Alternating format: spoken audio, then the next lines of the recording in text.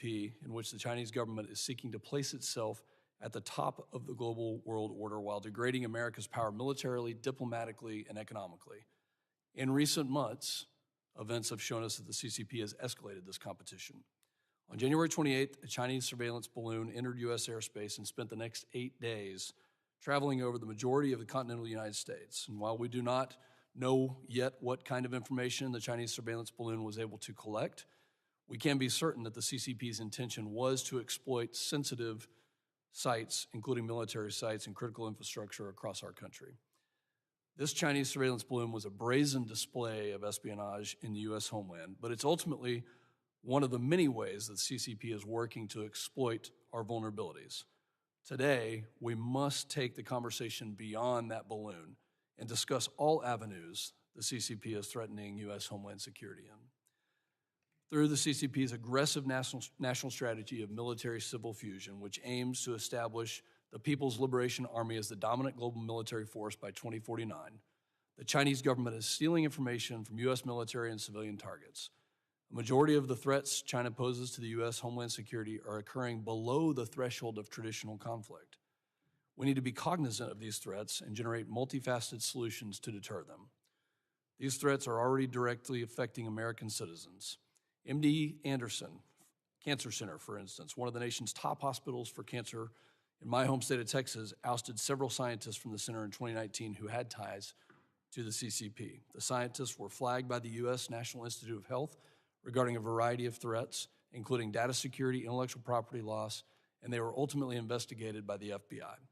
This incident was by no means unique, with the CCP consistently targeting American research and innovation across the country. Additionally, the CCP is exploiting the open nature of American academia to steal vital research and development. Confucius Institutes, marketed as mechanisms to promote Chinese language and culture, have used the CCP to recruit American talent to support military-civil fusion, monitor Chinese nationals who are studying at American universities, and have faced allegations of visa fraud. In recent years, the U.S. government has worked to close most of these Confucius Institutes. However, the CCP has made efforts to change the institutes' names or obfuscate their influence on American universities. Today, as a matter of fact, I am reintroducing with Chairman Green and Congressman Brad Winstrup the DHS Restrictions on Confucius Institutes and Chinese Entities of Concern Act, which passed out of this committee with bipartisan support last Congress. This bill works to close Confucius Institutes and any other programs with the same goal operating in the U.S. It also holds American universities accountable and ensures they prioritize their students' education and right to free speech above partnerships with Confucius Institutes that require universities to censor curriculums in favor of CCP ideology. I appreciate the support of Chairman Green, Congressman Winstrup, and look forward to a bipartisan discussion on this. In addition to threats to American IP and academic freedom, the CCP is targeting U.S. cybersecurity and critical infrastructure and undermining our economic security. Moreover, illicit fentanyl analogs, and related precursor chemicals are predominantly sourced from the PRC and then sent to Mexico. These poisonous drugs continue to fuel the tragic fentanyl crisis in our homeland. I am eager to discuss these challenges and more during today's hearing. Let me be clear about this hearing. To anyone who's listening at home or abroad, this conflict and the discussion today doesn't have anything to do with the Chinese people who are living in China and being manipulated by the CCP. This conflict is with the CCP. It's an authoritarian regime that commits genocide against its own people. They censor free speech, not just in China, but across the globe, and they aim to end democracy as we know it. This hearing is the first of many, but it's a first step on this subcommittee and the Greater Committee on Homeland Security, which we intend to confront the threats stemming from CCP influence that target our homeland. We will meet CCP aggression with strength, its deception with unflinching truth, and its attempts at exploitation with justice. We look forward to a bipartisan cooperation in this Congress as we all seek effective solutions to combat pervasive threats posed by the CCP to our homeland security. I now recognize the ranking member, my friend from Rhode Island, Mr. Magazizer, for his opening statement. Good morning. I want to thank Chairman Pfluger for calling this important hearing and thank our witnesses for coming today. I especially want to thank Dr. Tyler Jose from Brown University in Rhode Island for joining us, along with our other expert witnesses. It is an honor to serve as ranking member of this subcommittee, and I look forward to working with you, Mr. Chairman, and all members of the subcommittee on a bipartisan basis to protect Americans from those who seek to threaten the security of the homeland. Make no mistake, China is the competitor with the greatest combination of intent and capacity to threaten U.S. global leadership. President Xi himself stated last year that by 2049, he wants to ensure that China and the CCP lead the world in terms of composite national strength and international influence. This is concerning for all of us who believe deeply that democracy and human rights must be advanced and protected here in our own country and across the world. Just last year, FBI Director Christopher Wray sat before this committee in this very room and warned that the greatest long-term threat to our nation's information and intellectual property and our economic vitality is the counterintelligence and economic espionage threat from China. Commerce Secretary Gina Raimondo has warned that the Chinese Communist Party is accelerating their efforts to fuse economic and technology policies with their military ambitions in ways that are forcing us, compelling us, to defend United States businesses and workers. We have already seen the Chinese Communist Party threaten the safety and privacy of American citizens through economic espionage and theft of U.S. intellectual property, the theft of personal data of American citizens through cyber attacks, the recent use of a spy balloon and other methods of surveillance to illegally gather intelligence on American territory, and the buildup of military capabilities that seek to eclipse the United States and our democratic allies. We must recognize that the threat posed by the CCP and take immediate action to best position the U.S. to confront China's attempts to undermine our national security. Today's hearing is an important opportunity for members of this subcommittee to demonstrate that we are united in a bipartisan effort to defend the privacy and safety of the American people, to protect U.S. industries and supply chains, and enhance national security, all while remembering that one of the most important ways to counter the Chinese Communist Party's ambitions is to build an economy here at home that works for working people, so we can show the world that our American system of democracy and freedom is more effective in lifting people up than the CCP model of autocracy and repression. Democrats are committed to doing this work with our Republican colleagues in a spirit of collaboration. Last year, thanks to the leadership of President Biden, Congress passed the Bipartisan CHIPS Act to invest $280 billion into domestic semiconductor production that will enhance our national security, strengthen U.S. industry, create jobs, reduce inflation, and improve our competitiveness with China. The CIA has recently launched a dedicated China Mission Center, and the State Department has launched a new Office of China Coordination in order to strengthen the U.S. diplomatic, military, and intelligence capabilities in meeting CCP threats. It is my hope that today's hearing will further illuminate the CCP's strategies to undermine our democracy, our economy, and way of life, and how Congress can work together to meet these challenges.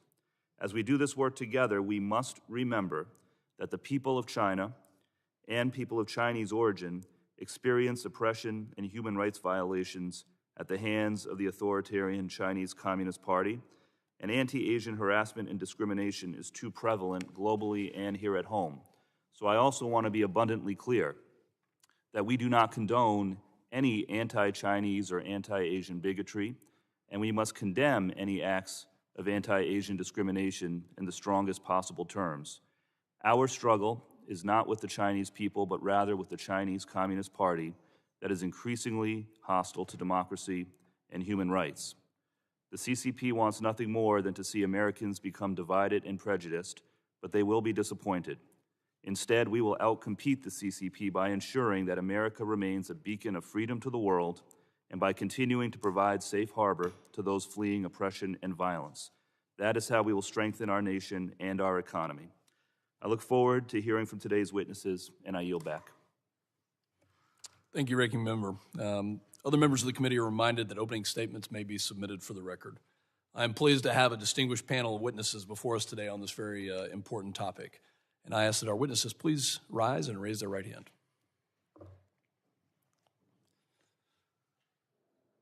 Do you solemnly swear that the testimony you will give before the Committee on Homeland Security of the United States House of Representatives will be the truth, the whole truth, and nothing but the truth, so help you God? Thank you. Let the record reflect that the witnesses have answered in the affirmative. Thank you. I'd like to now formally introduce our witnesses. The Honorable William Evanina dedicated his life for 32 years to government service, and in May of 2020, the Senate confirmed him as the very first director of National Counterintelligence and Security Center. In this position, Mr. Evanina was the head of counterintelligence for the entirety of the U.S. government, and his background in counterintelligence lends itself well today to our specific discussion, which will focus heavily on the ways of CCP espionage efforts and how they impact our homeland, including the theft of U.S. IP, the exploitation of academic research, and much more. Lieutenant General Joseph T. Guastella joins us from Mitchell Institute, also a friend of mine in a former life as a fighter pilot, and he is a senior fellow at the Mitchell Institute for Aerospace Studies. Lieutenant General Guastella is a command pilot who most recently served as Deputy Chief of Staff of Operations at U.S. Air Force Headquarters. It was his job to oversee air power capabilities, including the Homeland Defense Mission of North American Aerospace Defense, or NORAD, and NORTHCOM. With the foundation of his impressive background, Lieutenant General Guastella will be able to speak to America's evolving homeland security needs as it faces a challenge never seen before by the CCP. And given the recent shocking events, which I think were a wake-up call of the surveillance balloon, we're grateful for your service, General, and for being here today. The Honorable Carrie Bingen joins us from the Center for Strategic and International Studies, or CSIS, where she is the Director of Aerospace Security Project. Prior to this, she served as Deputy Undersecretary of Defense for Intelligence and Security. Her strong background in Homeland Security and defense policies will be an exceptional addition as we discuss the growing and changing threat landscape, including threats to American critical infrastructure as it pertains to the U.S. peer competition with China. I'd now like to once again recognize the ranking member, gentleman from Rhode Island, Mr. Magaziner, for a brief introduction of the next witness. Thank you, Chairman. I'm pleased to welcome our fourth witness, Dr. Tyler Jost. Dr. Jost is an assistant professor of political science and international and public affairs at Brown University in the great state of Rhode Island.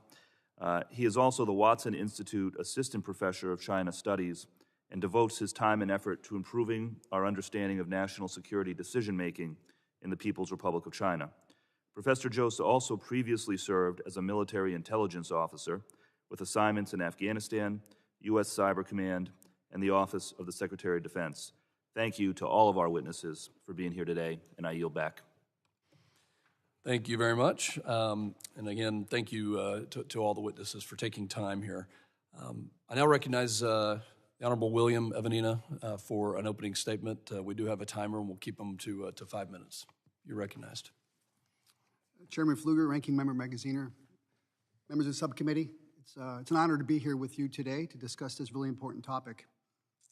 I spent 32 years of my career working for the U.S. government, in the FBI, the CIA, as the chairman referenced, as the first Senate-confirmed director of the National Counterintelligence and Security Center.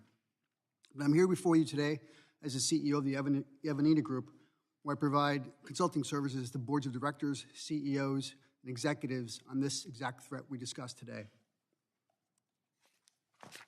Today's topic, China and the threat to the homeland, is an existential threat. It's the most complex, pernicious, aggressive, strategic threat our nation has ever faced.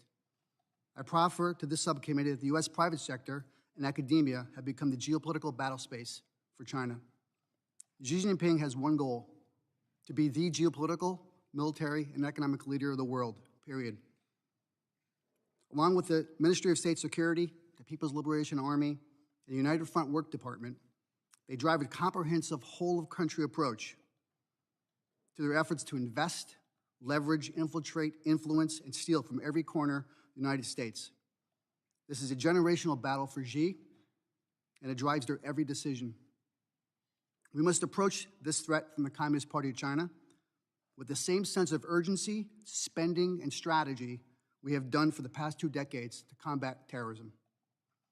I would offer to this subcommittee that we are in a terrorism event, a slow, methodical, strategic, persistent, and enduring event which requires, in response, a degree of urgency of action. Let me be more specific. the Communist Party of China's capabilities and intent are second to none as an adversary. The cyber breaches, insider threats, surveillance and penetrations into our critical infrastructure, of which 85% is owned by the private sector, have all been widely reported. There's much more in the classified realm, but we've become numb to it as a nation. Additionally, it's estimated that 80% of American adults have had all of their private data stolen by the Communist Party of China. The other 20%, just most of it. Layering in the Communist Party of China's crippling stranglehold on many aspects of our supply chain, and what results is a daunting vulnerability and susceptibility of unacceptable proportions. When we layer in the current threat landscape, the sophisticated surveillance balloons, maritime port surveillance, strategic land purchases by military bases, terrestrial and space-based 5G threats, US-based Chinese police stations, Huawei, and TikTok, the collage begins to paint a very bleak mosaic. From a cybersecurity perspective, China possesses persistent and unending resources to penetrate our systems and exfiltrate our data, or sit dormant and wait or plant malware on critical infrastructure for future hostilities. At the same time, the insider threat epidemic originating from the Communist Party of China has been nothing short of devastating to the U.S. corporate world. Additionally, the Communist Party of China strategically conducts malign influence campaigns at the state and local level with precision. This effort must be exposed and mitigated. So why does it all matter? Economic security is national security. Our economic global supremacy, stability, and long-term vitality is at risk. It's squarely in the crosshairs of Xi Jinping and the communist regime. In 2020, the estimated economic loss from theft of intellectual property and trade secrets just from the Communist Party of China, just from what we know in prosecutions, is between $300 billion and $500 billion per year. That equates to about $4,000 to $6,000 per year for an American family of four after taxes. The cost is real. So how do we mitigate these threats? We must create a robust public-private partnership with real intelligence sharing, while at the same time staying true to our core values, morals, and rule of law, which made America the greatest country the world has ever seen. This will take a whole-nation approach. It will take time, and such approach must start with contextual awareness campaigns reaching a broad audience, from every level of government to chambers of commerce to university campuses, and from the boardrooms to the business schools, because the why matters. U.S. boards of directors and investment leaders must begin to look beyond the next fiscal quarter earnings and begin to think strategically about how their investment decisions and awareness of the long-term threat can impact not only their business model, but the economic and national interest of the United States. In conclusion, I investigated terror attacks after September 11th and led counterintelligence programs for the FBI.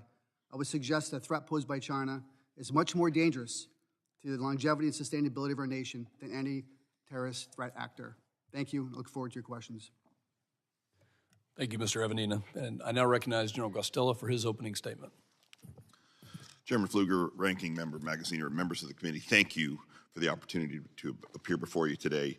As an individual who spent over 3 decades in service to our nation, I am also deeply concerned about the threats the Chinese Communist Party drives towards the U.S. homeland, especially in the military swim lane. And that's why events like this today are so important. On my last assignment on active duty, I was the Deputy Chief of Staff for Operations for the United States Air Force. Our job was to organize, train, and equip forces, air forces, and then present those forces to the combatant commanders around the world. That includes NORAD Northcom, the command in charge of Homeland Defense. I also developed a very good understanding of the threats that China poses to the United States and the capabilities they use to achieve those objectives. I'd first like to highlight begin describing the threat that China poses to the United States and its allies. So in 1991, when the U.S. was celebrating the end of the Cold War, and we also were celebrating victory in Operation Desert Storm, China went to school on us. They took note, and they started a very concerted and deliberate effort to modernize their military capabilities. And here we are, 3 decades later, and they have largely met that mark. and they even seek further progress. That's why this year they saw even a significant increase in their defense spending. Their military now enjoys leading-edge capabilities that include long-range precision strike, hypersonic weapons, advanced integrated air and defense weapons, stealthy aircraft, surface-to-air missiles, and electronic warfare. And several of those systems have the range to hold the U.S. homeland at risk. And so the Chinese spy balloon, as was mentioned before, which garnered significant attention this past February, is a very loud wake-up call regarding the CCP's global ambition. Unfortunately, the U.S. is stretched thin when it comes to the capabilities and the capacity required to defend our homeland in the air domain, air and space domain. NORAD was originally designed to detect and defend North America from a catastrophic attack from the Soviet Union, later Russia. An additional role was added on after 9/11 to intercept, identify, and redirect unidentified aircraft that are approaching restricted areas. So the NORAD radars were optimized and tuned to detect aircraft that met those criteria. So balloons, until recently, generally did not fit in that category. But as threats evolve, including balloons, stealth aircraft, UASs, unmanned aerial systems, cruise missiles, so must our detection and defense enterprise. This will require that we modernize current radars and install new sensors in emerging zones of vulnerability, not just over the nation, but well outside our sovereign territory so we can get a heads up that they're coming. We must invest resources in the NORAD mission. That command gets its aircraft from the U.S. Air Force, but the Air Force today is the oldest and the smallest it's ever been in history. We're still flying B-52s that are 60 years old, tankers that are over 50 years old, fighters over 30 years old. Even the famed F-22, the best air-to-air fighter ever made, first flew in 1997. The Homeland Defense, however, doesn't start here in the homeland. Homeland Defense starts abroad with the combatant commanders that have the forces that are capable of an offensive punch against our adversary countries that deters them from attacking us. That's where it begins. The Air Force has to be modernized in the numbers necessary to meet the demands of the National Defense Strategy, as well as to deter threats against our homeland. More specifically, consider the Air Force's fighter inventory is too small to meet real-world demands. It's a major security concern, for while other services possess fighters, the Air Force is specifically tasked with Homeland Security, the air sovereignty mission. The Air National Guard is the entity within the Air Force that bears the preponderance of homeland defense. And their mission is particularly hard hit by the gap between old aircraft that are aging out of the inventory and a lack of new aircraft arriving to backfill those spots on the ramp. So Homeland Defense also requires investment in modernization and command and control, resiliency, ground and space-based sensors, data fusion, air refueling capabilities. Homeland Defense is our highest priority mission. We need to start treating it that way. And one war story, to share with the group here.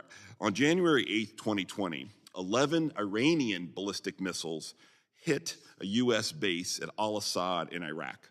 I was the coalition forces air component commander at that time. We possessed the intelligence about the attack was going to happen. We were able to detect the missiles at launch. We were able to track the trajectory. But when it came to shooting them down, to defeating the missiles, we lacked any options. Why? Because we did not have the capacity, the defensive capacity, due to the other global commitments that our force was spread across. American service members had to ride out that attack and hope for the best. It was an appalling set of circumstances. Let's think what could happen against our homeland with threats like that. Adversaries like China understand these vulnerabilities. The United States is gradually waking up to this reality, but leaders have yet to seriously address the shortfall. We're still in a problem-admiring phase, not in a solution implementation phase. That has to change. So we have the bravest men and women in uniform, but we owe it to them to ensure they're prepared for the mission we ask them to execute.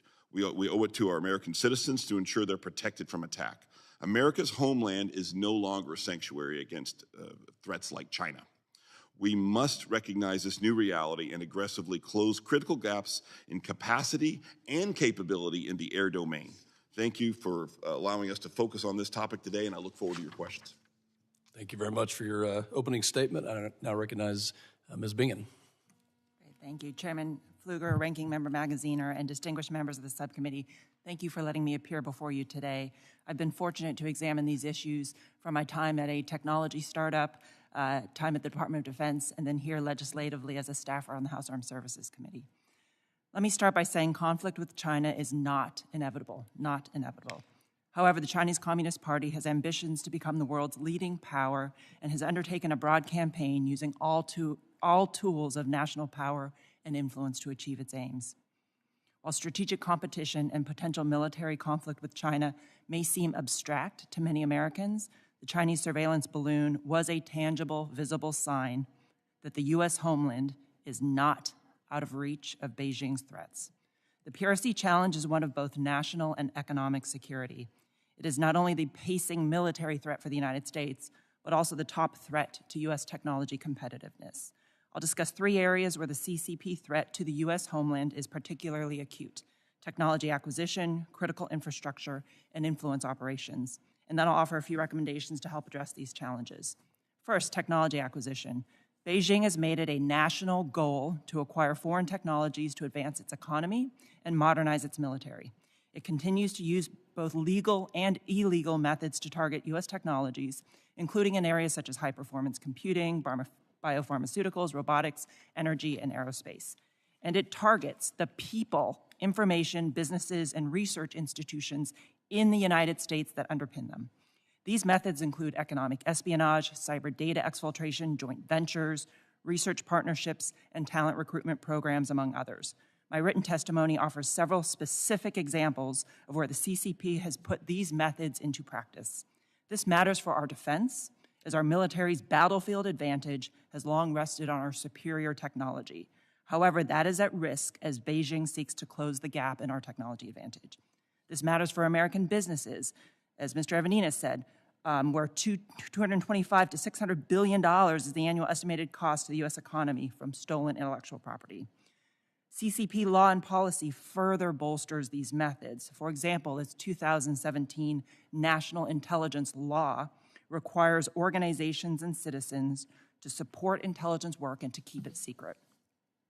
Second, the CCP is targeting critical infrastructure in the United States. I fully anticipate that Beijing would seek to disrupt it, possibly through cyber attacks, especially early in a conflict. This could be motivated by a desire to deter U.S. action, affect U.S. decision-making, delay the mobilization of U.S. forces, or affect the will of the American people. The government has taken some steps to share intelligence information on PRC campaigns to target critical infrastructure, such as oil and gas pipelines. And importantly, it also included sharing tactics and techniques and procedures used by the Chinese. Third, the U.S. homeland is within reach of the PRC's influence activities. Examples include TikTok, that U.S. intelligence officials caution can be influenced by CCP-driven manipulation of its algorithms. They also include Operation Fox Hunt, where CCP-directed individuals spy on U.S.-based pro-democracy advocates, intimidate Chinese and Chinese-American students at universities, and pressure individuals in the United States to return to China, including by threatening their family members. The PRC also exerts influence through its Belt and Road Initiative, exporting terrestrial infrastructure, information and communications technologies, and other technology areas. This global influence directly impacts U.S. businesses and U.S. security interests here at home. One acute area of competition is in commercial telecommunications, including satellite broadband communications, like SpaceX's Starlink and Amazon's Project Kuiper, which CSIS recently examined. Further expansion of Chinese telecommunication services could boost Beijing's presence in foreign terrestrial networks, providing the CCP with remote access, enabling it to surveil users, block internet access, and censor information. I offer a few recommendations to help address these challenges. Expanding education and awareness, and this hearing is very important on that regard, to remind the American public that the threat posed by the CCP is not abstract, nor solely a distant military conflict that could take place across the Pacific. The American public and businesses need to understand the security and economic risks posed by the CCP and understand that they are a target.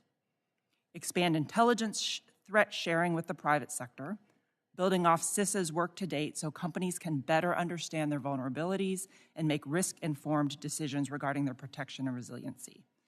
transform counterintelligence and security missions, including leveraging technology like artificial intelligence to help identify supply chain vulnerabilities, track foreign agents, and illuminate disinformation.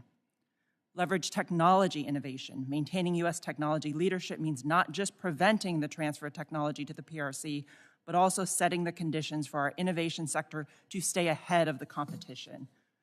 Boosting cooperation with our allies and partners, which is a competitive advantage and source of strength that the CCP does not have. And technology cooperation can be a strong feature of these relationships. And then finally, continuing to invest in a strong defense, including homeland defense, which is required to deter PRC aggression, build resiliency to attacks, and ensure that we have the trained people, posture, intelligence, weapon systems, and munitions to defend the United States and the American people. Thank you again for your time today, and I look forward to your questions. Thank you, Ms. Bingen. The chair now recognizes Dr. Jost for his opening statement. Chairman Pfluger, Ranking Member Magaziner, and distinguished members of the subcommittee, thank you for the opportunity to testify today. It is really an honor to be with you. My testimony is given as a scholar of Chinese foreign policy, and I emphasize this for two reasons. First, my role in academia is one of a researcher, not an administrator, and my testimony is not on behalf of or directly or indirectly associated with my employer. Second, as a former intelligence officer in the U.S. military, I'm well aware that some of the most detailed reporting on topics as sensitive as Homeland Security remained classified. And as such, the testimony I'm best positioned to offer pertains to the scholarly conclusions that can be drawn based upon publicly available research. My remarks today will focus on two areas. One, the broader strategic context through which China's overseas intelligence collection and information campaigns should be viewed. And two, what the publicly available research to date can tell us about the scope and effectiveness of those campaigns. The competition between the United States and China represents one of the defining international challenges of this century. But in my view, at the center of this critical problem rest two issues that most divide Washington and Beijing: the future of Taiwan and perceptions that the other side poses an existential threat to the stability of the domestic regime. Thus, while it is important to seriously evaluate the threats to the homeland posed by China, these should not distract attention from the issues that are likely to define the future of the global competition at their root. China's overseas activities that emerge from this contemporary strategic context can be loosely divided into two categories. The first focuses on China's intelligence collection, which is well documented. The recent incident in which a Chinese high-altitude balloon traversed American airspace illustrates in vivid fashion that China is willing to assume risks in order to gather data against American targets. In parallel to intelligence collection, China engages in operations to disseminate information to foreign audiences. To date, the bulk of these activities are aimed at shaping global public opinion. In simplest terms, China presents foreign citizens with information with the hope that it will shape the target's attitudes and perhaps their behavior. These efforts to shape foreign public opinion through party propaganda are real, and their scope is broad. But there are comparatively few studies that apply validated research methods for estimating the causal effect that exposure to such messages have on foreign audiences. In addition, trends in the global public opinion should provide some comfort. If one judges the effectiveness of China's public diplomacy campaign based solely on China's approval rating in foreign countries, the effort has, at least to date, been a failure. Finally, what evidence we do have suggests there are several reasons why these operations might actually prove to be less effective than some of us might fear. By emphasizing gaps in public knowledge, I am not suggesting that we can dismiss potential threats that China poses to the U.S. homeland. The fact that China has demonstrated its intent to engage in both intelligence collection and efforts to shape foreign public opinion, coupled with the competitive nature of the bilateral relationship broadly, is sufficient cause for serious attention. Rather, my hope is that emphasizing what we do and do not yet know can illuminate policy recommendations which are detailed in my written testimony. Allow me to briefly summarize them here. First, the U.S. government should devote resources towards publicly available research that fills in gaps in our knowledge regarding China's activities abroad. Second, the U.S. government should use diplomatic channels to reestablish opportunities for American researchers to better understand the Chinese political system, and do so in ways that they feel protected from potential exploitation and detainment by the Chinese authorities. Third, the U.S. government needs to better disclose its understanding of the threats that China poses to Homeland Security, and specifically, it needs to provide citizens with more data about the different risks that American citizens assume when they use foreign technologies. Thank you very much for your time, and I look forward to answering your questions. Thank you, Dr. Jost. Members will now be recognized in order of seniority, alternating between Republican and Democrat for 5 minutes of questioning. It's my hope today that we will be able to go through maybe 2 rounds of questioning. The chair now recognizes myself for 5 minutes of questioning. I think what we heard there is just an incredible breadth of knowledge and experience about what the Chinese Communist Party has been doing, for several decades, what they are currently doing, and the threats that, as that wake-up call moment happened several weeks ago with the Chinese surveillance balloon, that it's incumbent upon us to really start uncovering these threats and focusing on them. And quite honestly, from what we've heard from this panel, thank you for all of your opening statements. We could have several hearings on the individual subjects, but appreciate the time here. I'll start with Mr. Evanina. When you look at the ownership of property in the United States, and we go back, PRC-based ownership of U.S. farmland in the last 20 years has jumped from about $81 million in 2010 to $1.9 billion at the end of 2021. And moreover, I think it's widely reported that a lot of the PRC or PRC-linked ownership is adjacent to very sensitive facilities, government facilities, military facilities in the United States. Can you provide insight as to why that is, what the goal is, and what they're doing with those lands? Thanks for the question, Mr. Chairman. I'm going to try really hard to stay in the unclassified realm here, but it's a comprehensive strategic plan that goes back about a decade to the CCP's plans and intentions, which incorporates multifaceted intelligence apparatus, both the MSS and the PLA. And it starts what I would call and phrase outside the fence line of DoD facilities. That began with the Huawei cell tower capabilities, tracking and being able to monitor not only troop movements, but weapon silos and other areas. The strategic purchases of businesses outside of not only military bases, but military residential areas. The influence of the Chinese being able to do software and malware manipulation penetration on electrical grids and power stations outside of the military bases. I think the next aspect is exactly what you referenced, right? What is the next thing that the Communist Party of China, and Russia for that matter, are looking to exploit outside the fence line of U.S. military bases? That includes land purchases. And I think when you look at all the land that not only the Chinese Communist Party and their proxies have purchased, you're going to find a strategic military base and or subterrestrial things in the ground, as well as energy issues to the military base. And also we look at the balloon we just saw, very similar trajectory to those areas. So it's a comprehensive strategic plan that you see from the Communist Party. Do you think there was coordination between staying in the unclassified? I mean, the lands that the balloon flew over, purchases that we've seen, I mean, could there be coordination either now or in the future? Absolutely. There's nothing done by the Communist Party of China that does not have strategic entity or coordination. I think we'll see in the future, if it's declassified, what some of the things the balloon was surveilling and or potentially doing more surveillance too. Thank you. General Guastella, thanks for the testimony and the threats that you mentioned that you're very worried about and concerned about.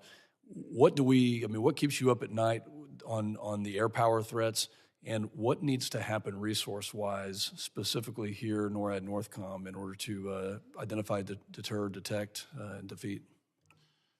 Thank you, Chairman. What keeps me up at night is the age and the capabilities of our existing air and space forces.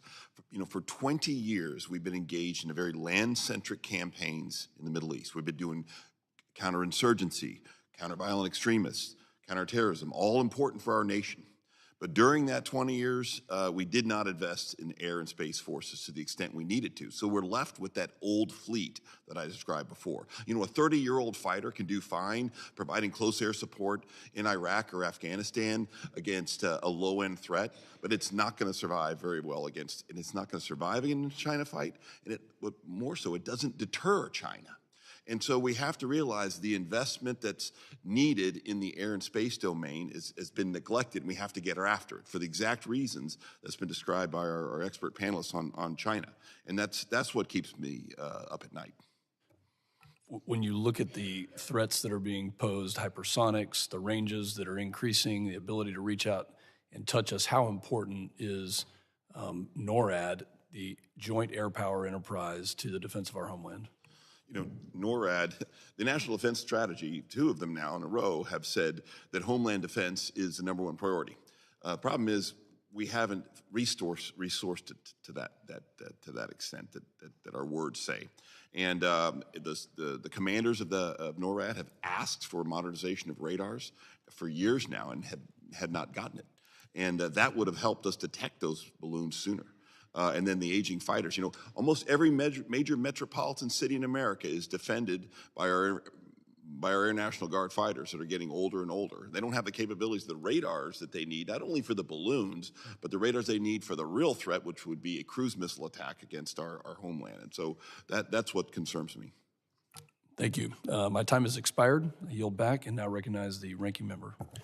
Thank you, Chairman. It is clear that the Chinese Communist Party is taking a whole-of-government approach to advancing its ambitions at the expense of U.S. and democratic interests, and therefore we must take a whole-of-government approach to meeting that threat. So that covers Homeland Security, Defense, Commerce, State Department, et cetera. So I'm going to focus on the Homeland realm. Dr. Jose, can you expand on the methods that the CCP is using to influence public opinion, both here at home in the U.S. and globally, and what more we could be doing to measure their efforts and to mitigate their success? Sure. Thank you very much for the question. The bulk to date of China's influence operations, both in the United States and abroad, are focused on what you might say are winning friends and influencing people, right? This is coming directly from Xi Jinping, who has directed the party's apparatus that has deep roots in propaganda to leverage those capabilities in order to tell China's story well to the world. It is interesting to think about the ways in which China's institutions domestically are sort of naturally positioned to make that transition from a domestic-based propaganda machine to an international one. If one thinks from the perspective of the Chinese Communist Party, from their perspective, domestic propaganda has worked thus far in keeping the CCP in power. Those capabilities and organizations exist, and it is easy to see how they would assume that those same types of propaganda would work in foreign audiences. To date, however, as I emphasized in my written testimony, we don't necessarily have the best evidence to judge whether or not these propaganda efforts outside of Chinese borders have been effective. As I mentioned in the opening statement, we do know that global public opinion towards China, particularly in the United States and the countries with whom we share closest interests, has declined substantially in the past few years, which would actually suggest that from a certain perspective, the propaganda doesn't necessarily work as well as the CCP would hope. That being said, there's a multitude of things that are confounding that relationship, of course, right? The fact that there's been a global pandemic, the fact that it could be working in certain areas and not others, certain framings that the Chinese Communist Party and its diplomats use are more effective than others. And it's one of the reasons why I think there needs to be more research on this matter and something the U.S. government can certainly help with. Thank you. Mr. Evanina, in your written testimony on the threat of corporate espionage and the theft of intellectual property, you recommended the creation of an economic threat intelligence agency to assist U.S. companies in protecting themselves against corporate espionage. Can you expand on how that should be structured to be most effective if we were to do it. Thank you, Ranking Member. I recommended an entity similar to the FSISAC that is specifically geared towards the economic awareness and understanding of IP and trade secret theft and emerging of not only the thought process, but the ideation, but also the laws that govern our patent processes and our IP theft around the world, and to mirror what the Communist Party are doing around and then educate our American businesses, their general counsels, the people that do law for them outside counsel, to understand what it looks like when you're about to be stolen and robbed for IP theft, and to be able to provide that real-time actionable intelligence from the intelligence community, DHS, and Commerce and Treasury to businesses who are not only at risk, but in the process, because once it happens, it's too late, the data's already gone. The government needs to be more forward-leaning and left of boom. Thank you. I found that very interesting, and so perhaps as a follow-up after this hearing, you can send us some recommendations in more detail about where it should be housed, how it should be staffed, which agencies should be involved, because I think that's a very interesting recommendation. Yes, sir. And I yield back. All right, the gentleman yields. The chair now recognizes the gentleman from New York, Mr. D'Esposito. Thank you, Mr. Chairman. And thank you all. So dozens of demonstrators protested outside of a building in New York City's Chinatown last month. The building, which is owned by the Changli Association, operates what they call a service station. They're accused of operating a CCP police station that allegedly conducts surveillance and intimidates CCP descendants and activists. Like the recent incident with the Chinese surveillance balloon, this station could be the latest CCP action that violates U.S. sovereignty and poses a threat to national security. It's been reported that there's over 100 of these offices around the world. Mr. Evanina, please describe your concerns surrounding this potential CCP police station in terms of counterintelligence threats and the safety of Americans. Thank you, Congressman. I think when you look at that specific issue in New York City and the subsequent search by the Department of Justice and FBI, which is a high threshold to obtain, it's a manifestation of the strategic plan of the Communist Party of China to not only influence, manipulate their own diaspora here in the United States, but provide an intimidation factor. And I would say that this issue in New York and the search of that domestic police station is in partnership with their Operation Fox Hunt that my colleague, Ms. Bacon, talked about, which is an international program, but very, very aggressive in the United States to surveil and try to rendition Chinese diaspora here who are anti-Xi and regime. And they've been very successful at it. And the fact that this happens on our American soil, to me, is unacceptable. I agree. So it's been reported that there's over 100 throughout the world. Do we know how many are actually on U.S. soil? I do not, but I'm pretty confident our law enforcement, both at the state, local, and federal level, are pretty aware of that. All right, thank you, Mr. Chairman. I yield back. The gentleman yields. I now recognize my good friend, the gentleman from California, Mr. Correa. Mr. Chairman from Texas, thank you very much. I've been sitting in this committee for a number of years. Cyber, big issue, continues to be a big issue. A number of testimonies ago, we heard that Russians have essentially penetrated most of our infrastructure, just like we've penetrated most of their infrastructure. So we have a standoff, so to speak. Action by either side is too expensive, so to speak, in terms of the damage. Now we have a situation internationally, a geopolitical realignment where Russia and China are beginning to work much more collaboratively. My question, common thought, first of all, Mr. Evanina, how do you see this, given that our foreign minister, China's foreign minister recently said, essentially warned us of conflict and confrontation in the United States. How do you see this evolution in terms of a multiplier effect of a threat on the United States? Russia and China working together, how real is that? And what's the potential for the future of continued collaboration to really challenge the United States in ways we have not envisioned in the past? Thank you.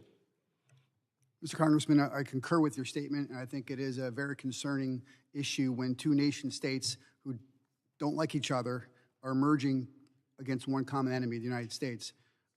Geopolitically, diplomatically... You're saying that enemy of an enemy is my friend? Is that the situation? I was going to say that, but it was a little bit better you said it. But yes, correct. And I think when you look at, I'll stick in my lane here, from, you mentioned the Russians' penetration to our systems, both IT and OT, SCADA, ICS systems here in the United States, probably predates the Communist Party of China, but I'm pretty confident the Communist Party of China has either duplicated those penetrations or ridden along those. And I think the sharing of the intelligence services between Vladimir Putin and Russia and the Communist Party is probably the most problematic for me as what they see, because that's the most invisible part of that threat. I think that right now we still have an edge when it comes to cyber, 2 or 3 years maybe. So I often think of defense, a good offense is the best defense you can have. So if I may, what would you recommend moving forward would be the best way to counter these unprecedented challenges that our country has? Congressman, I think you make a good point, and it's probably important that reiterate the fact that as much as what you're hearing here is depressing, demoralizing, and it's a legitimate threat to our nation, we must pause and remember that we have the most amazing military and intelligence and law enforcement capabilities the world has ever seen. The women and men of DOD and the intelligence community are phenomenal. Our capabilities are second to none in cyber, military apparatus, and intelligence. So Americans should go to sleep at night, be thankful for the fact that offensively, we've never seen anything better than we can do. Unfortunately, it's not public. Today. Yes, sir. Please continue. Didn't mean to interrupt you. Anybody else have comments, thoughts on my questions? Ma'am? Congressman, if I might build off of that on cyber, when I look at the homeland, so much of our commerce and activity rides on commercial infrastructure. And building off of Mr. Evanina's point earlier, it's very important that the government figure out how to share threat intelligence information with the private sector, with those oil, gas, pipeline, energy, financial services sectors. In real time. In real time, and that's the key. And if you're a business, you hear this top-level talk, but what's particularly valuable is figuring out a way to provide security read-ins to some of these business leaders, bring them into the tent, but also share specific tactic, techniques, procedures with them. It's one thing to hear about this general Chinese threat. It's another thing to hear the tactics that they're using to go after you, and then you realize, holy crap, that's what's been happening in my network. Now let me work with you to take some preventative measures. 30 seconds, anybody else? The chair, I yield. Thank you very much. Oh, please. Just amplifying Ms. Begum, I would point to your question, sir, to the incredible success our intelligence and defense department has had with Ukraine in preventing Russian cyber capabilities, not only in Ukraine and Europe and here in the U.S., as a category for us being ahead of others in the cyberspace. Thank you for ending on a good, positive note. Mr. Chair, I yield. The gentleman yields. The chair now recognizes the gentleman from Arizona, former Navy SEAL, Mr. Crane. Thank you, Mr. Chairman. I appreciate it. Thank you, guys, for attending today. We appreciate it. You know, it's not often up here that, me and my colleagues on the other side of the aisle can agree upon something. So it is great to be in agreement on the threat that China is. Obviously, the American people are watching, and they're very concerned when they see spy balloons flying over the United States, farmland being bought up near, farms, fentanyl coming across our southern border. We know, where the origin of a lot of that comes from, theft of intellectual property, covering up the origins of COVID, Chinese police stations in some of our cities. My first question is for you, Mr. Evanina. Did I pronounce that correctly? Sir, do you know what elite capture is? Yes, sir. Can you, for the panel and for maybe some of those watching, can you describe what elite capture is, please?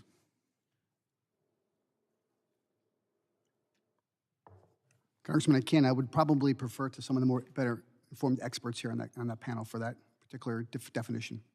Okay. Anybody want to take a stab at it?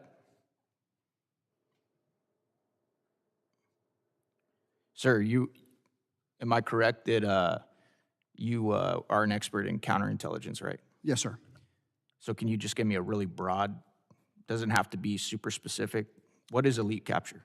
Yeah, I think when you look at it, the capabilities and intent of our adversaries and our ability to be proactive and make an affirmative effort to capture telecommunications to humans, to technology in or at the battlefield or in the gray space provides us the best venue or avenue for potential to win.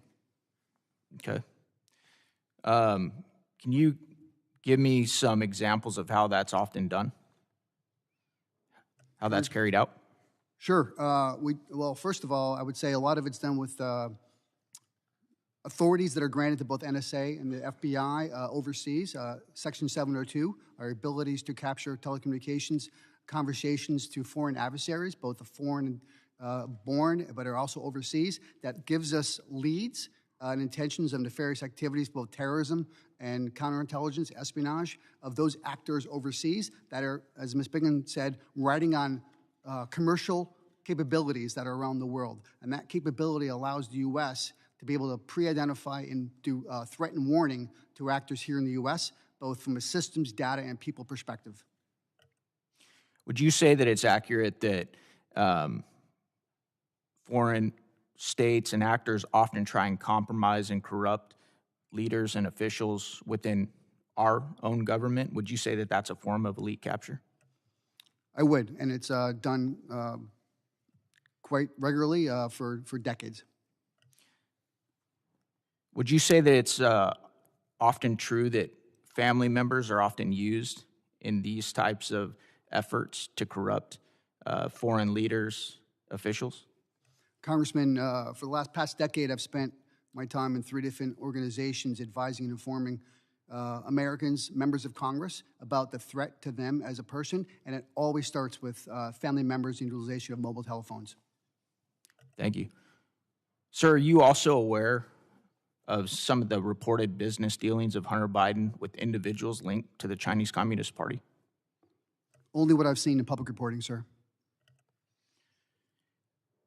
What did you think of the reporting that you read, sir? I'm not sure I could actually opine of what I've read in public reporting, but I could say that the TTPs of which foreign entities are utilized against Americans and family members is tried and true and very predictable and reportable. Let me ask you a follow-on to that, sir. Did you find the reports, whether you believe them or not, did you find those reports concerning? Just with all of your knowledge in this space and how you've seen this type of thing play out in the past? Yes, sir. I think when you look at what's been reported publicly about the potential tactics and techniques that were displayed publicly about the potential for penetration to a family member of the United States president is something that most intelligence services try to do regularly. Thank you. I yield back. The gentleman yields. We'll now proceed to a second round of questions, and if we have other members that had previous commitments that show up, then we'll yield that initial question to them. The chair now recognizes myself for an additional round of 5 minutes of questions. Ms. Bingham, thank you for your expertise and your testimony today. I'd like to focus on that critical infrastructure piece and on what you said, that the CCP is targeting critical infrastructure and that you fully anticipate that should a crisis, hopefully one does not happen, but should one happen and unfold, that Beijing would seek to disrupt the operations of critical infrastructure. And then I was very intrigued by your discussion on sharing information with local, state partners, law enforcement, and otherwise. From the colonial incident to now, have we as a federal government, and specifically within the Department of Homeland Security, can you give us your opinion of how we are sharing information, if that is effective, and if our critical infrastructure private partners, because most of that is owned by private industry, are they ready for what's next should that colonial incident happen again? Chairman, thank you for that question. And I think the colonial incident, though not attributable to China, as the government has come out and said, highlights the catastrophic impacts that can occur as a result of a potential attack against cyber infrastructure or cyber critical infrastructure. Your point is exactly right. From everything that I've seen previously, I would anticipate that as a crisis or conflict builds, that the CCP would seek to target critical infrastructure early on. There's a first mover advantage here, I would say, in terms of the kind of the tools that they would seek to use to delay or to deter us or to potentially delay us. On the point of information sharing, I think the success that I would point to is summer of 2021. I thought CISA did a very good job bringing in oil and gas operators and providing very specific detail on the Chinese or the CCP cyber intrusion campaign, what specifically they were targeting, but equally important, how they were doing it, so the tactics, techniques, and procedures. But that's one sector, and there are several different critical infrastructure sectors, and I think there's some very good intelligence information that the community has that they could provide, whether it be to financial services, the electrical grids, et cetera. Thank you very much. I'll turn to General Guastella. What's the impact of 8 days transit of a balloon, a surveillance balloon? You know, when we look at the fact that it transited and then got to the Atlantic Ocean before it was eventually shot down. What kind of message is that sending? What's the impact strategically?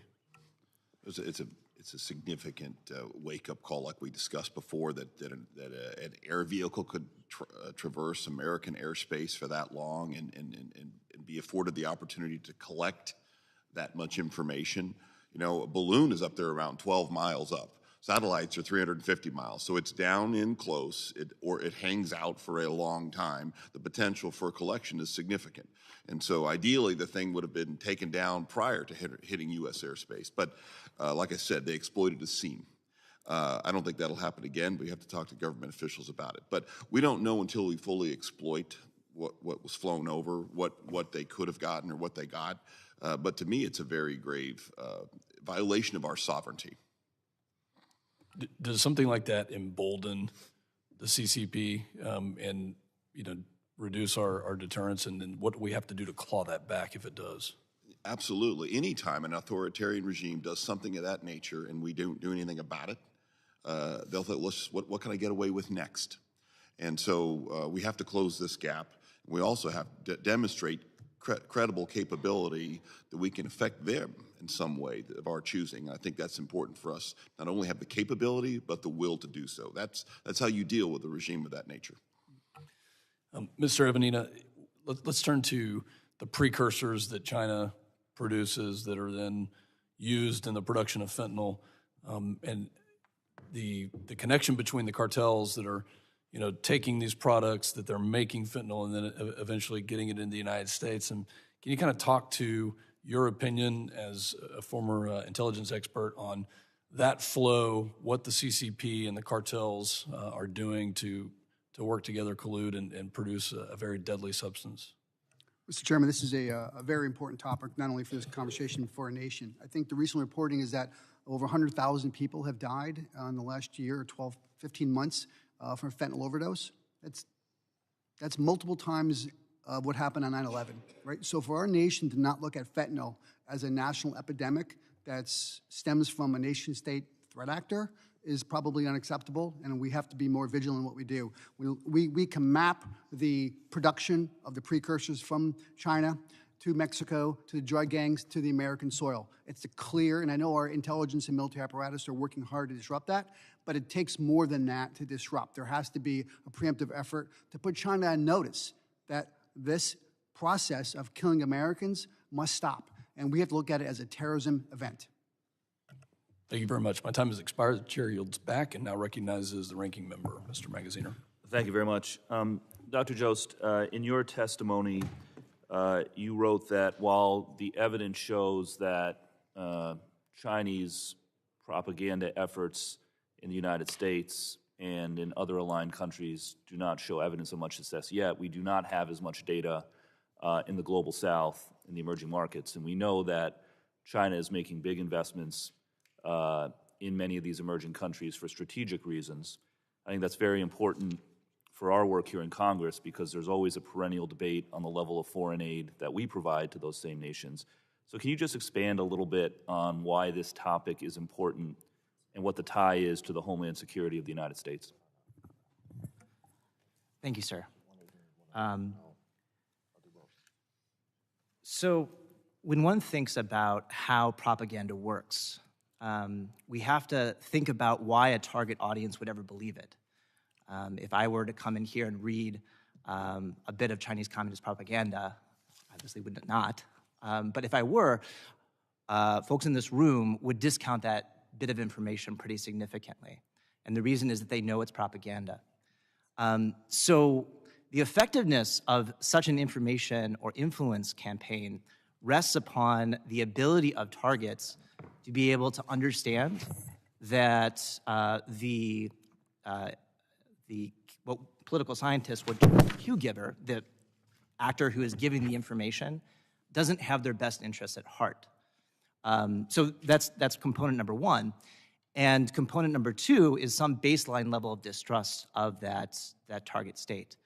So what we don't know, I think, is in countries outside of the United States and countries that the United States shares very close relationships with, is that baseline level of mistrust that is present in most of the US public, present in those other countries, which would then cause the targets in those countries to discount the cue or discount the bit of propaganda. Yeah, thank you. And I think especially when we look at things like access to rare earth minerals that are critical to our economy and other factors, those relationships with the global south are important. China certainly understands that, and we must understand it as well. Question for Dr. Joseph or anyone. Chairman Pfluger and I both in our opening statements were clear that our adversary here is not the Chinese people. It is an authoritarian and anti-democratic regime that is becoming increasingly aggressive. On the topic of anti-Asian hate globally, would you agree, and just Dr. Joseph, but anyone else can weigh in as well, that it is important that we combat anti-Asian hate in all of its forms for a range of reasons, but including the fact that we do not want to give the Chinese Communist Party ammunition to fuel their propaganda, both in China and here at home? Thank you, Ranking Member. Yes, absolutely. Anti-Asian racism has absolutely no place in American society. I think we can all agree on that. And I think we can also all agree that the reasons why that is unacceptable in the United States are orthogonal to whether or not the Chinese Communist Party is able to exploit it, just as you said. That being said, it is true that Chinese diplomats and the Chinese state do call attention to these trends. So for example, there is an annual report that the Chinese state issues on human rights in the United States, which oftentimes calls out these types of events, both broadly in terms of race and specifically on anti-Asian racial issues. I would double down and amplify Doctor's statement here. And as I had in my written statement, this is clearly not about the Chinese citizens, both in China or the United States. This is an issue of Xi and the Communist Party regime and their intelligence services and their strategy. Clear. But however, that makes it very difficult. And not only to the doctor's point, I think we have to work very, very clear to say this all the time. This is not about Chinese citizens. But most importantly, the United Front Work Department will use that against us at every single point. So it's a double-edged sword. The more that we don't say it, the more the communist regime and the United Front Work Department will use it against us when we don't say it. Omission is denial that it's real. And I'll just close by saying I think this is yet another reason why it is important that this committee and this Congress focus on combating the rise of racially motivated extremism here in the homeland as well. And I thank you all very much again for your testimony. Gentleman yields. Now recognize Mr. Diaz-Bazito. Thank you, Chairman. In your capacity as the director of the National Counterintelligence and Security Center, you estimated that the theft of intellectual property by the PRC cost America as much as $500 billion with a B a year. Can you just describe the impact this theft has on the everyday American, like people back in my district on Long Island? Congressman, I think to make this succinct, as I mentioned in my oral remarks, the real impact is about $4,000 to $6,000 per American family after taxes. It's a real cost to an American homeowner, family member. I'm sorry, can you just say that number again? I apologize. Between $4,000 and $6,000 per year per American family of four after taxes is what that $500 billion of intellectual property theft equals. And those are known cases. That's not a guesstimate. Secondarily, I'll proffer to the subcommittee, those aren't the real costs. The real costs for all that IP theft, ideation theft, manufacturing theft results in the Communist Party of China building that same capability overseas, getting it to patent in global markets before we do, and then selling it back to the American people, the American public, and corporations. And then multiple CEOs have said to me, Bill, it's not just the dollar value of our product that's been stolen, it's the manufacturing plants that aren't built in the U.S., and it's the tens of thousands of jobs that are not created here in the U.S. because we lost that patent ideation technology to the Communist Party of China, who went to global market first. And what are some ways that the U.S. government is working to identify counterintelligence issues that threatened American IP? Well, I think there was a robust agenda, probably starting in 2015 and 16, and I here I'd have to commend the efforts of Senator Burr, Senator Rubio, and Senator Warner and Sisi to have what I would call the Chinese roadshows, where we went out around the country and briefed thousands of CEOs of industries about this threat from different sectors, financial services, energy, private equity, venture capital, telecommunications, to make sure that they understood what they were doing has a direct impact on national interests and national security. I think that members of Congress, both in the House and Senate, should have a robust capability to go back to the home districts and document these threats to the chambers of commerce of where you live, and to economic development corporations and to small businesses, so they could identify this nefarious capability early and often to prevent it before it happens. Thank you, sir, and thank you for your service. Chairman, I yield back.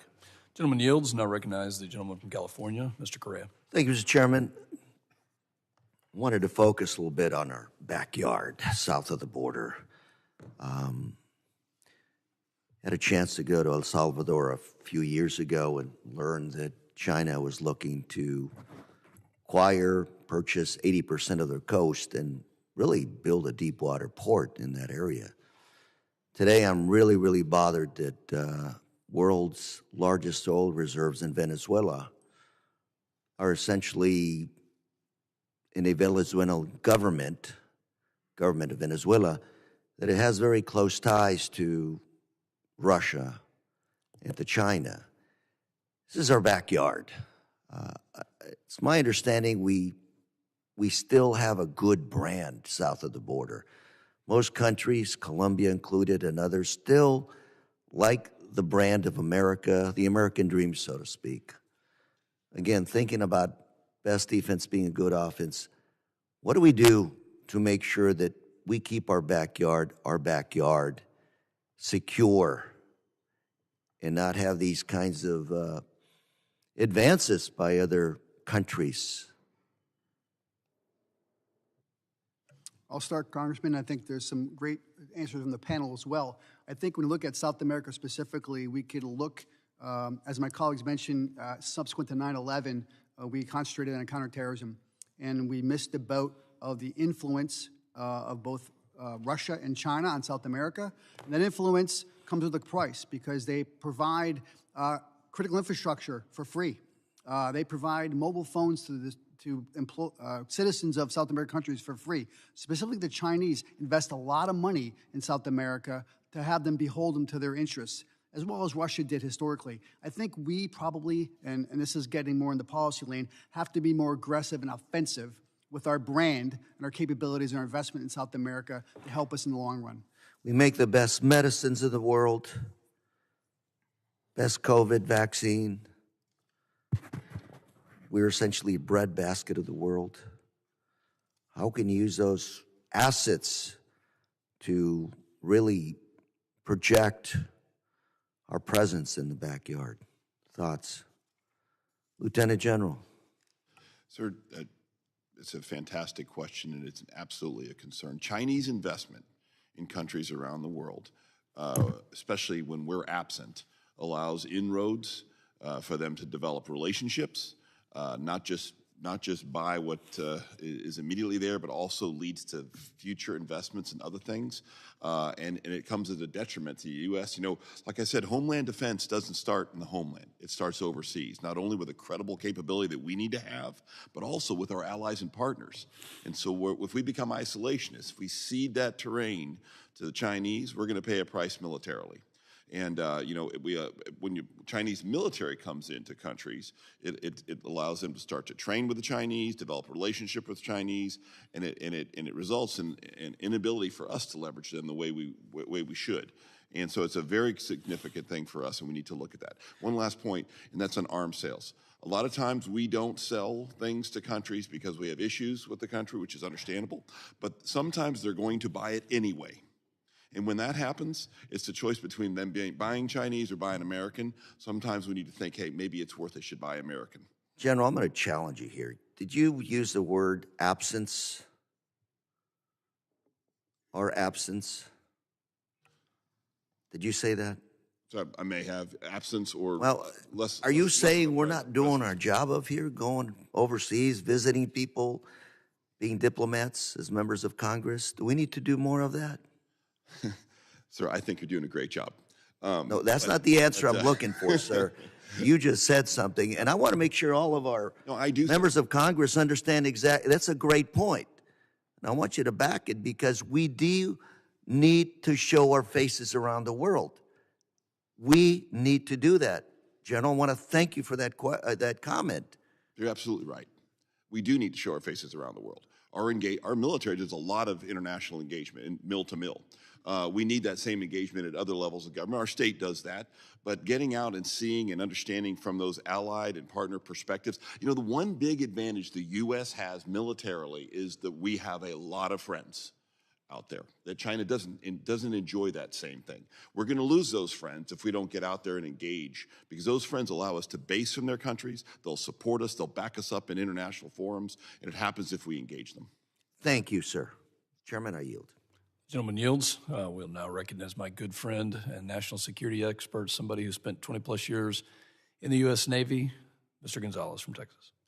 Thank you, Chairman. And I want to associate my comments with my good friend Lou Carrera. Him and I took a trip to Central America. We went to Guatemala, we went to Honduras, and we went to El Salvador. And one of the I guess, surprising things is that I wasn't aware of is no members of Congress had visited that area in 3 years. So, to the point, yes, there's a military aspect of it, but there's also a diplomatic. We'd like to see the State Department do more, but up here in Congress, in a bipartisan manner, we need to be doing more in our own backyard. And I know many of us on this committee are committed to doing this, to doing just that.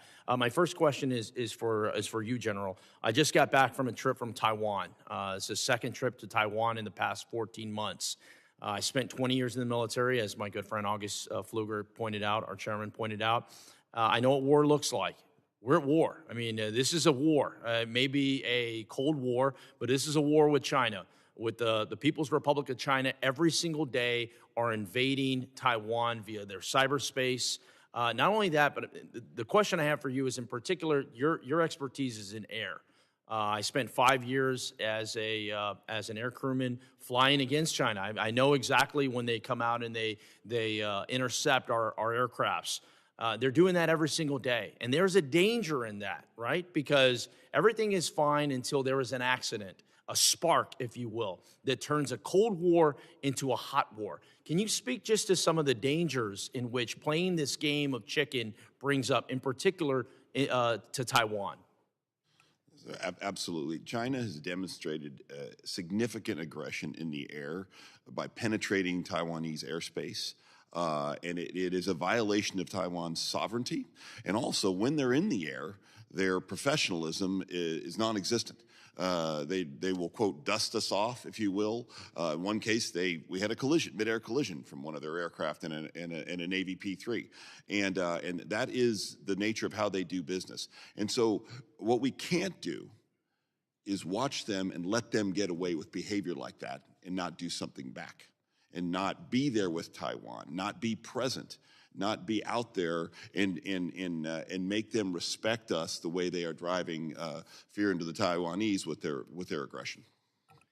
Thank you for that. And my next question is for you, Ms. Bingen, is turning over to cyberspace.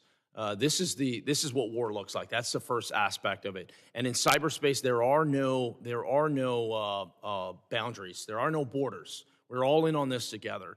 And you can't go it alone. You need to have allies.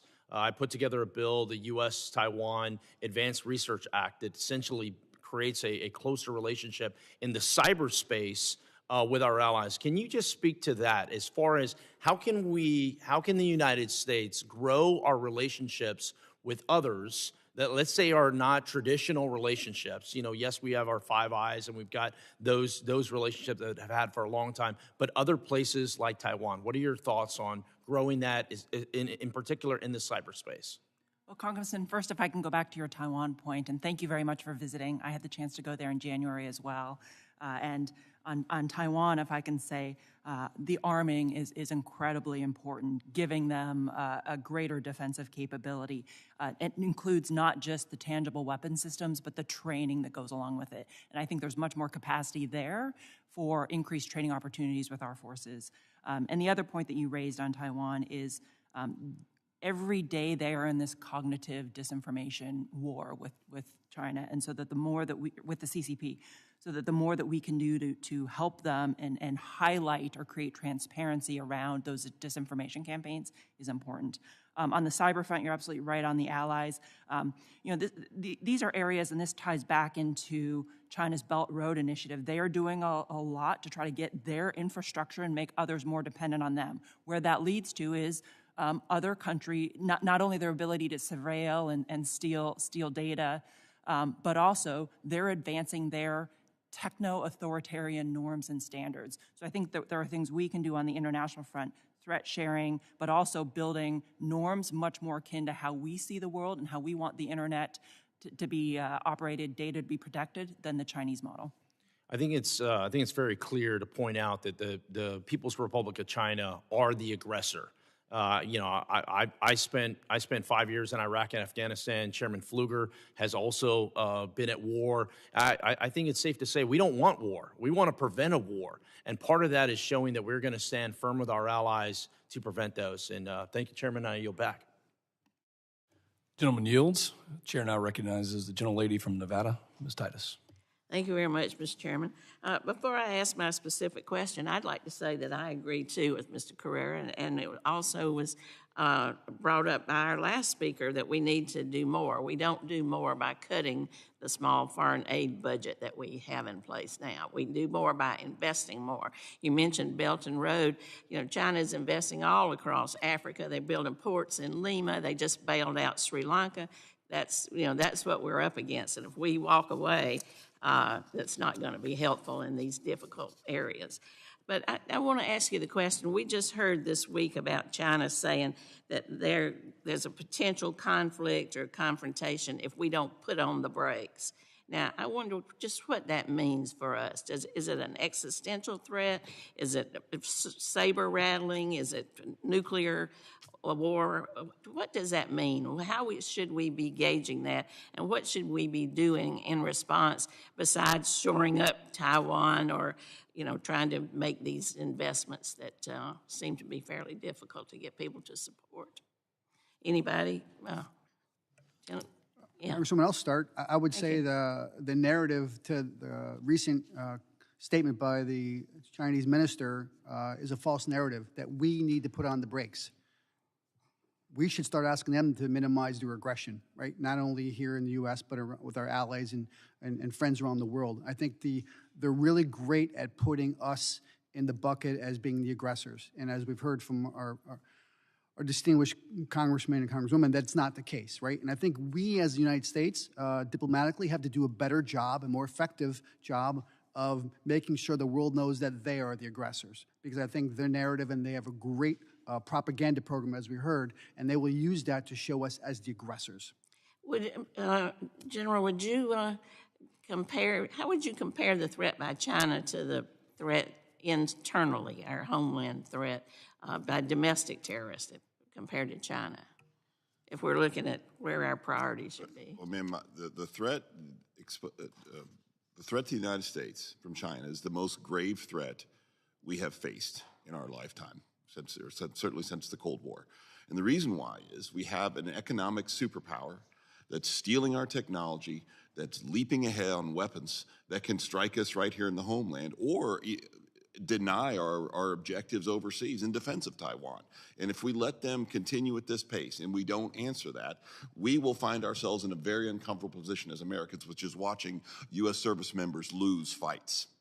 And so, to me, the existential threat posed by China and the CCP is absolutely the largest threat to the U.S., and we have to realize it. And they're approaching us any seam they can find, any way in. The balloon was a seam that they exploited. There's 100 other seams that's been discussed here. I think it's time that we wake up. It's a Sputnik moment for us here, and I think we need to realize that as an American society. Just continuing with this down the panel, how about the CHIPS Act? We often hear that China's not the enemy, they're the competitor. Has this helped in any way to deal with the problem that we're now making chips at home instead of being so dependent on them economically? One aspect on the CHIPS Act that I'd like to highlight is really the national security piece to it. When we look at, was it 80+% of the world's chips, including everything that we use from commercial to our weapon systems, are manufactured within the first island chain. And we've talked also here about the military threat. We and the Taiwan's, Taiwan Semiconductor Facility, we need to look at building greater resiliency in our industrial bases and our manufacturing capacities. And so that, for me, was a big benefit of the CHIPS Act. Would you like to add to this conversation? Sure. Thank you, Congresswoman. To go back to your original question about the pathways by which we would be most likely to see Chinese aggression, it is my view that the most likely avenue would be over a Taiwan scenario. If one thinks about how to deter that, there are two primary things in place that the United States has in our strategy. The first is a credible reassurance to Beijing that the status quo will not change, because if Beijing thinks that it is backed into a corner and has to choose either losing Taiwan or launching a very risky and even low probability win war, it's quite possible one can imagine them choosing the latter. So that credible reassurance portion is important. The other portion of deterrence, which relates to the CHIPS Act, is the change in the balance of power. So another way in which deterrence could fail is if over time shifts towards Beijing's favor in the probability that they would win a conflict would prompt them to act, even though the cost of the risk would be high. And that's why it's so important to ensure that the U.S. defense industrial base, through things like the CHIPS Act, is closely protected. I can't see a clock. Is my time up? I can't. Oh, that's well. Just real quickly, is there anything specific we need to do next, like building off of the CHIPS Act, other than going on CODELs to Central America? Congressman, if I may, just amplify the great comments here. I think on the CHIPS and Science Act, two things need to occur. More of that type of legislation that really partners our U.S. government legislative body funding with the U.S. corporate sector. Two, but the CHIPS and Science Act must be protected now. From ideation to development of new technologies, if we don't protect it, you're going to be having hearings in 5 years saying, how did all the technology from CHIPS and Science Act get stolen and in the hands of the Chinese? So two things can be true. Thank you. Thank you, Mr. Chairman. Gentlelady's time has expired, and the chair now recognizes for the final question Mr. Crane. General, this question is for you. A second ago, you were talking about how you were concerned about the age of the fleet. Is that correct? And then also you were talking about how China continues to steal our intellectual property. Is that correct as well? How do we stop that, General? the theft of intellectual property is something that probably goes beyond what I can comment on, but step one is realizing that it's happening and ensuring not only the prime contractors, but the subcontractors that develop our defense systems have the appropriate resiliency and hardening. The best way for us to counter China is to invest. The investments the Department of Defense has made for the last 20 years to fight the wars we've been in are not necessarily the investments that are going to make us successful against dealing with a peer competitor like China. And so it's important that we transform our investment to the areas that most concerns them, which is our ability to hold targets at risk in their homeland and our ability to deny them their objectives vis-a-vis Taiwan. And so we can deter them through punishment, and we can also deter them through denial. And that happens by investment in the department in the domains that are most critical facing a peer competitor, air and space. Thank you, General. My next question is for Mr. Evanina. A moment ago, you were raving about the capabilities and dominance of the U.S. intelligence agency. I think that, probably everybody up here would agree how impressive our intelligence agencies are and have been over the years. My question for you, sir, is are you aware of the lack of trust in our intelligence agencies by U.S. citizens?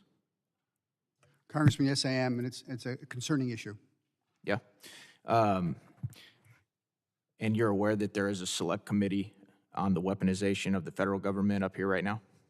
Yes, sir, I'm aware of that. I represent some amazing people in Arizona, rural Arizona. They love this country, one of the most patriotic districts in Arizona.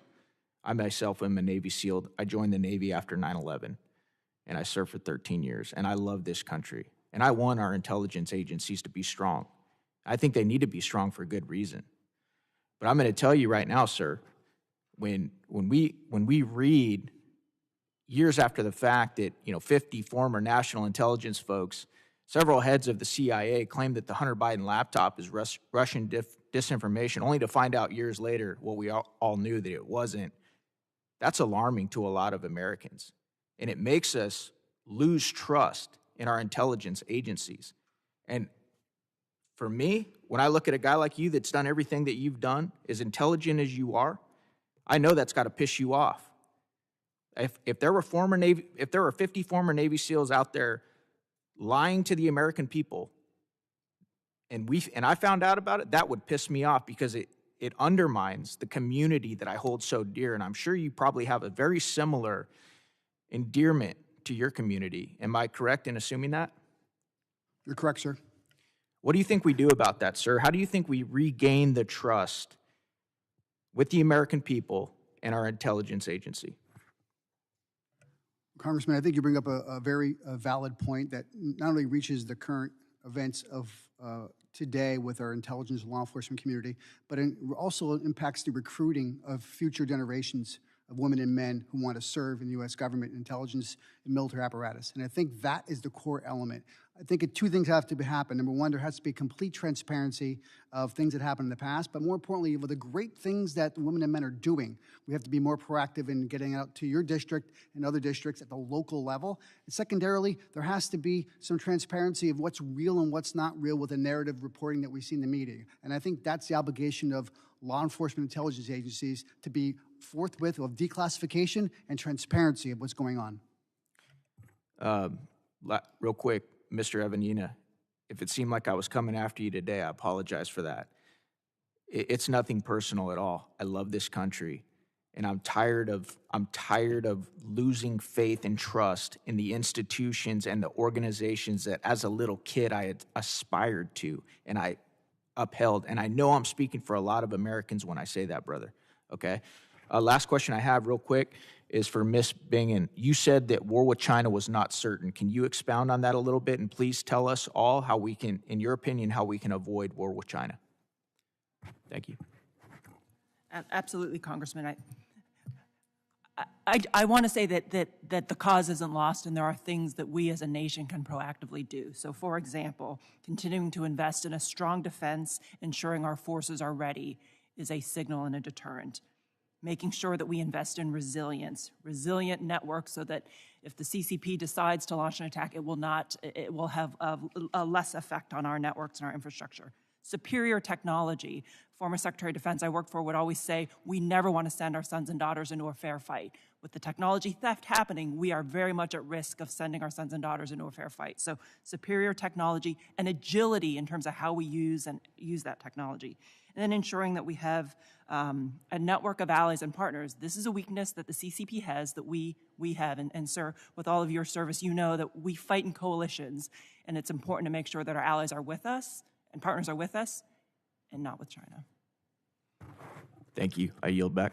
All right, so we have some logistical changes here. The chairman had to step out, so I'm going to ask unanimous consent for Ms. Jackson Lee to be recognized for 5 minutes.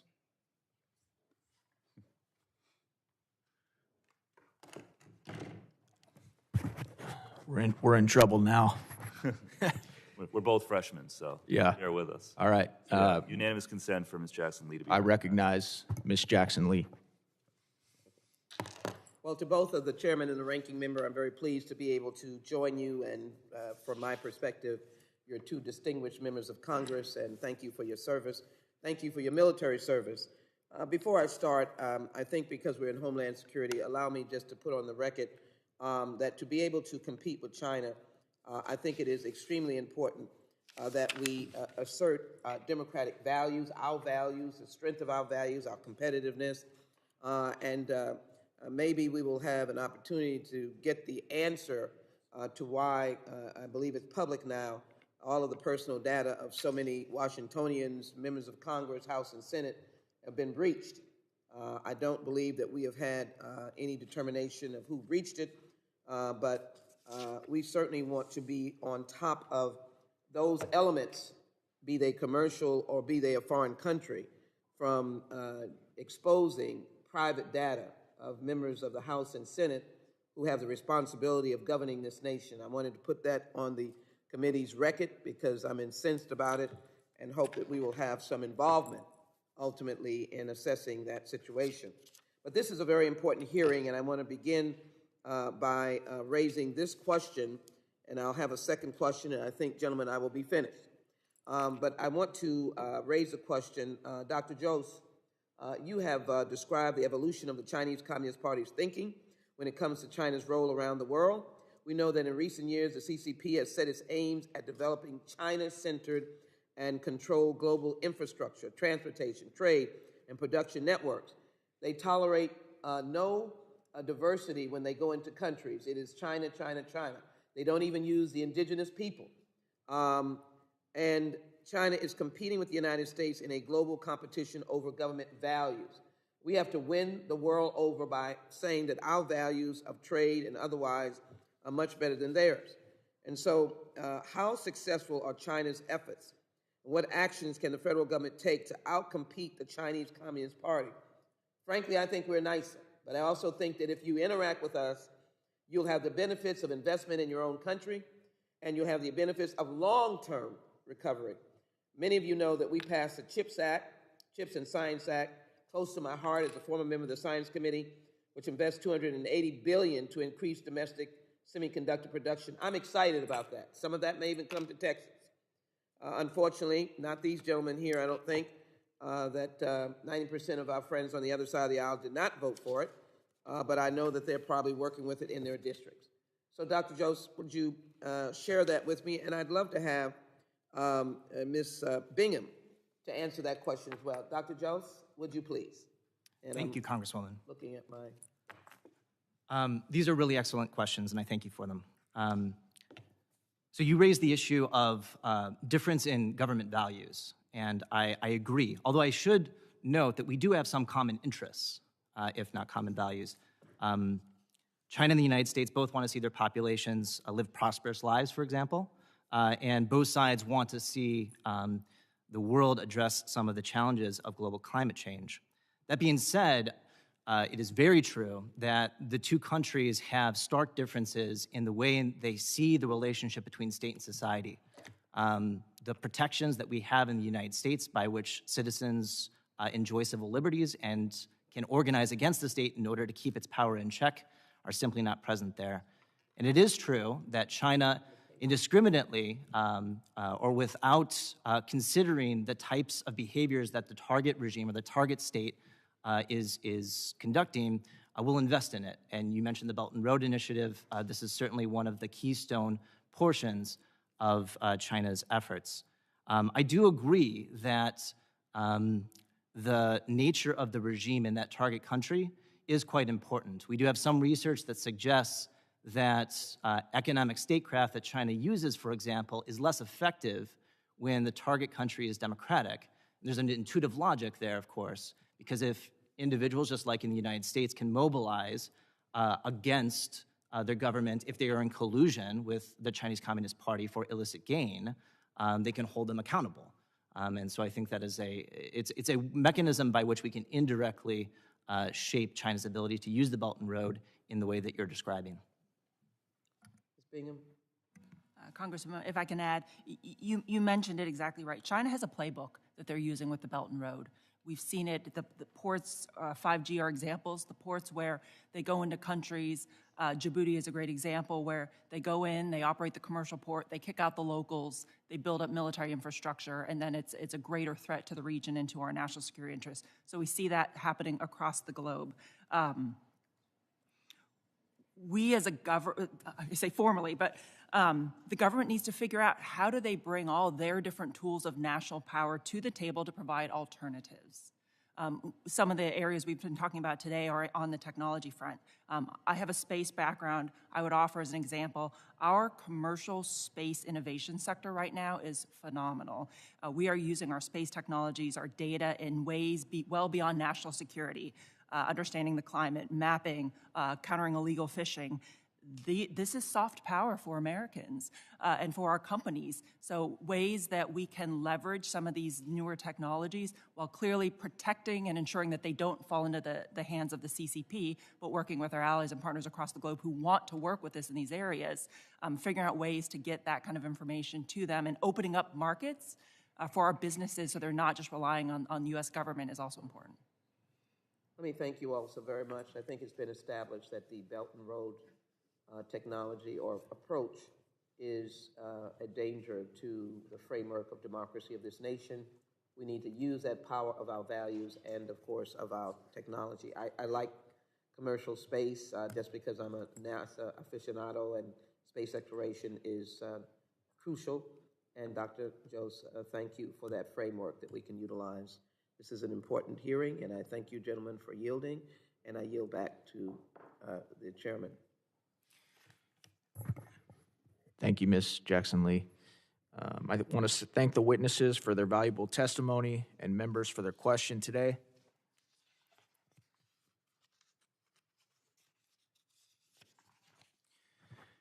Also want to thank the members of the subcommittee that may have some additional questions, and we may have some additional questions for the witnesses, and we would ask the witnesses to respond to these in writing. Pursuant to Committee Rule 7D, the hearing record will be open for 10 days. Without objection, this subcommittee stands adjourned.